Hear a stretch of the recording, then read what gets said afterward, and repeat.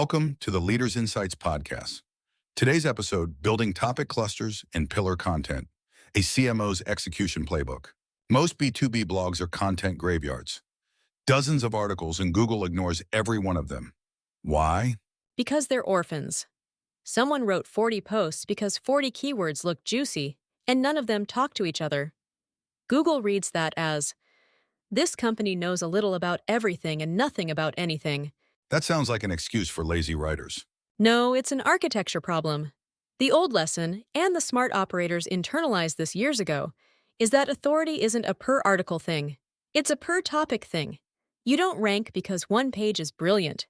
You rank because your whole neighborhood of pages says, "We own this subject." Neighborhood, unpack that. It's called a topic cluster. You write one big pillar page, the definitive guide to, say, warehouse automation, then 8 or 10 smaller pieces around it, robotics, labor cost, ROI models. Every small piece links up to the pillar links back down.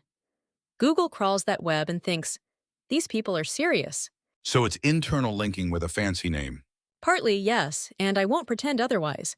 But the discipline is what's rare. Most teams link randomly.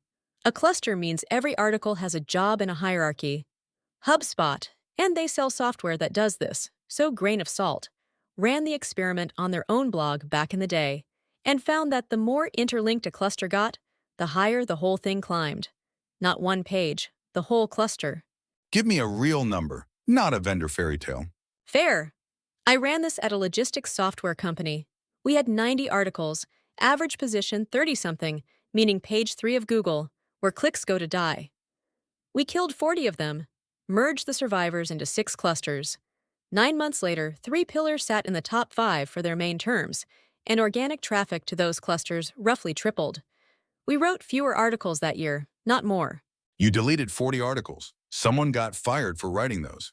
Someone should have been fired for commissioning them with no plan. Deleting content feels like burning money, but a thin page actively drags your domain down. It dilutes what Google thinks you're about. Pruning is half the job. Okay, but everyone now knows the word pillar. So why do most still fail? Because they build the cluster around what they want to sell instead of around how a buyer actually searches.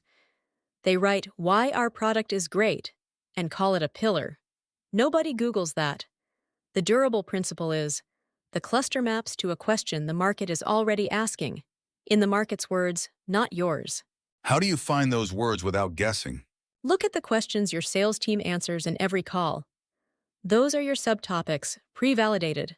Then check the People Also Ask box in Google, that little accordion of related questions. It's a free map of the cluster. I've never needed an expensive tool to start. The intelligence is sitting in your own call recordings. Doesn't this whole model wobble now that people ask AI chatbots instead of typing into Google? It actually holds up better. The language models that power those chatbots pull from sources they judge authoritative on a topic. Guess what signals authority on a topic? A dense, interlinked cluster.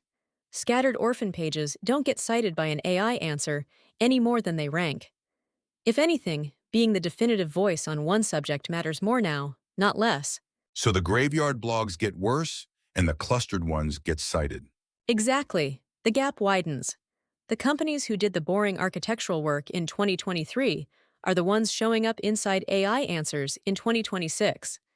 Everyone else is invisible twice over. Give me the one thing to do Monday morning. Open your blog, export every URL, and sort them by which topic they serve.